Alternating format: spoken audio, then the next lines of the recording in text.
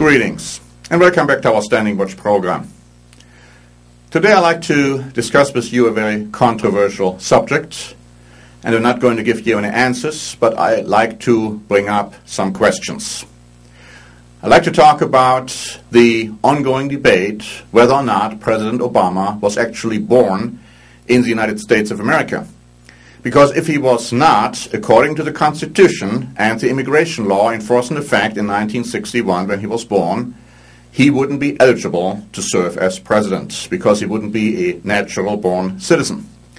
Now, this debate is ongoing, and recently, according to an article by Politico 44, dated July 27, White House Press Secretary Robert Gibbs once again dismissed conspiracy theories about the president's citizenship in his daily briefing Monday, noting that proof of President Obama's birthplace had been posted online and Obama's citizenship had been demonstrated.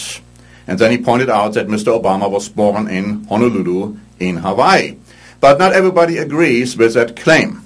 WorldNet Daily wrote on July 27, President Obama has still not provided simple, incontrovertible proof of his exact birthplace.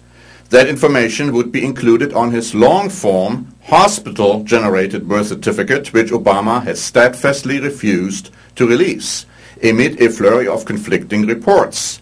He has only proffered a certification of live birth to assert he was born in Hawaii, but many people remain unaware a child does not even have to be born in Hawaii to receive such a certificate of live birth.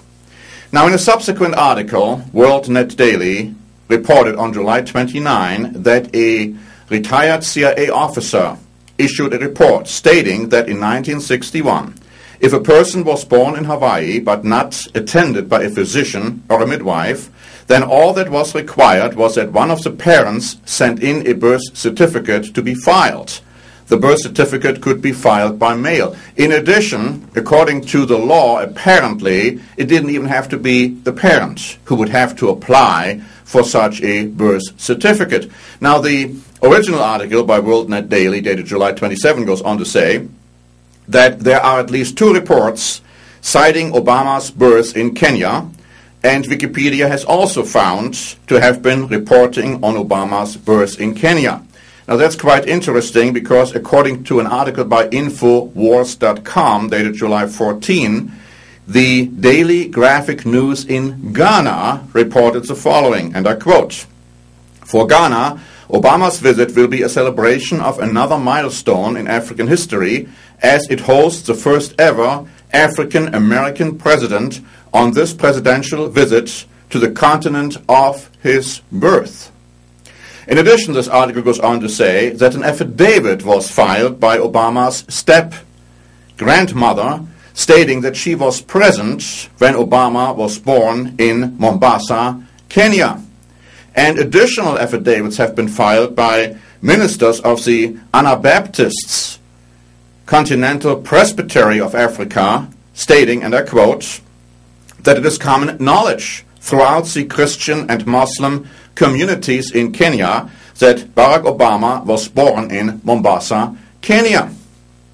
Now, on the other side of the coin, we have an article by politicalwire.com dated July 24, where the attorneys of the McCain campaign were interviewed, and they said that they had looked into all the evidence and hadn't found any proof that Mr. Obama was not born in Hawaii. They say, "We never saw any evidence that then Senator Obama had been born outside of the United States.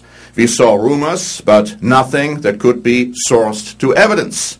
They go on to say there were no statements and no documents that suggested he was born somewhere else. On the other side, there was proof that he was born in Hawaii. There was a certificate issued by the state's Department of Health and the responsible official in the state saying that he had personally seen the original certificate.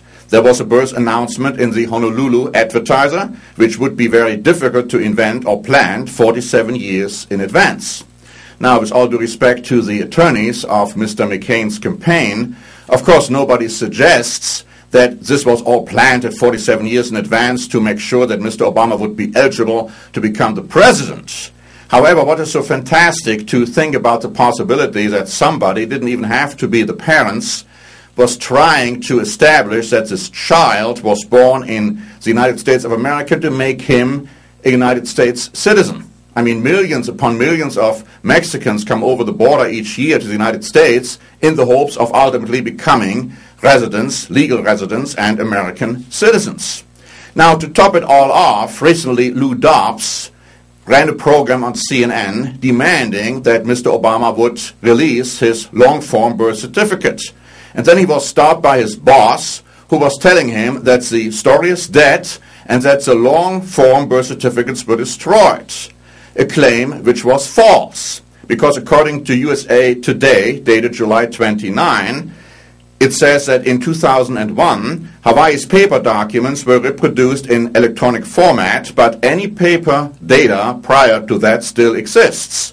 Health Department spokeswoman Janice Okubu said. Okubu would not say where Obama's original birth certificate is. But also, long-form birth certificates have been released and published on the internet by American citizens.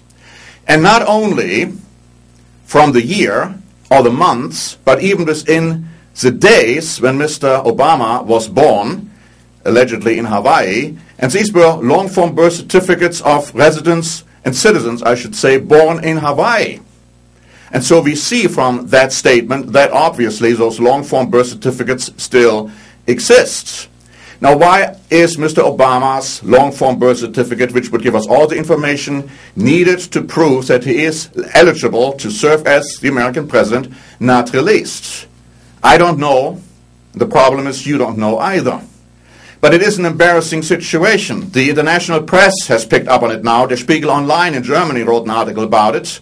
And so we find that America's status in the world is becoming less and less one of perceived integrity. Now we even have an issue where the American president may or may not, according to the mind of some people, be eligible to serve. This has never ever happened in the history of the United States of America. Why am I bringing up this issue?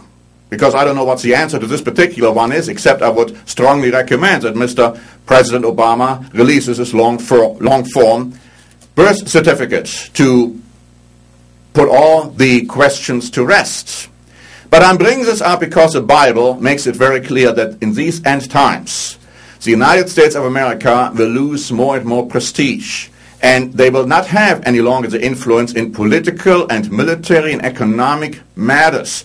And now we are seeing even a situation developing where apparently, at least in the minds of some, the Constitution is being ignored, which demands that you have to be a natural-born citizen to serve as a president.